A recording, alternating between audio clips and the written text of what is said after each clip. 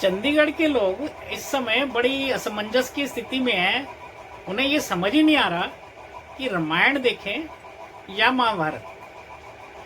ऐसा मैं इसीलिए कह रहा हूँ कि वहाँ जहाँ शहर के विभिन्न हिस्सों में बड़ी जोर शोर से रामलीला का मंचन हो रहा है, रामलीला दिखाई जा रही है और लोग इस चीज़ को खूब एंजॉय कर रहे हैं।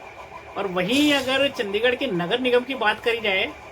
तो जो आज हुआ उसको देखकर ऐसा ही लग रहा है जैसे कि कोई महाभारत छिड़ गई हो। जिस तरह हंगामा हुआ और जो वीडियोस देखने में आ रही है कि किस तरह धक्का मुक्की हो रही है,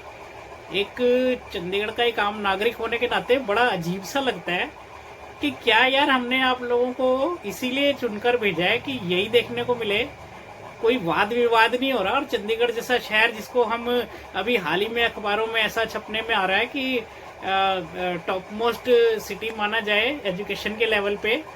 तो ये हम क्या दर्शा रहे हैं इस टाइप का हंगामा करके, जहां वाद विवाद तो हो ही नहीं रहा, सिर्फ विवाद विवाद ही हो रहा है। इतना छोटा सा सदन है हमारा, बड़ा अजीब सा लगता है। इसमें जो सत्ता में इस टाइम पार्टी है उसको भी ये चाहिए कि भाई कम से कम सुनवाई हो। यूं दमनकारी नीति ऐसा जनता के मूड में नहीं आना चाहिए कि कोई दमनकारी नीति चल रही है। और जहां ये अगर बात आ रहा है कि बहुत बड़े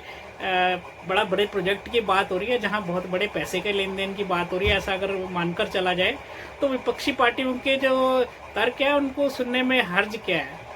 और बड़ा अजीब सा लगता है कि यदि पार्टियां दूसरी हैं वो सदन में ना हो और कोई ऐसा एजेंडा पास हो जाए तो वो जो पार्टी के नुमाइंदे हैं, अगर यदि दोनों पार्टियां जो इस टाइम विपक्ष में उनको मिलाकर अगर देखा जाए तो वो आधे से तो ज़्यादा ही हैं, तो क्या वो हैं तो जनता के नुमाइंदे ही, तो क्या उनकी कोई वैल्यू नहीं है, उनकी कोई सुनवाई नहीं होनी चाहिए। जिस तरह उठा के उनको बाहर रख दिया और उसके बाद कोई एजेंडा पास हो गया और वो एजेंडा मान्य हो गया, तो फिर इस चीज़ के खर्चे की ज़रूरत ही क्या है, क्यों पार्षदों को बिठाया है फिर, तो अगर जब मानना ही नहीं है सुनना ही नहीं है, ऐसा होना कोई उचित सा नहीं लग। खैर, एक चंडीगढ़ के नागरिक होने के नाते यही उम्मीद करते हैं कि पक्ष हो चाहे विपक्ष सबकी सुनवाई होनी चाहिए।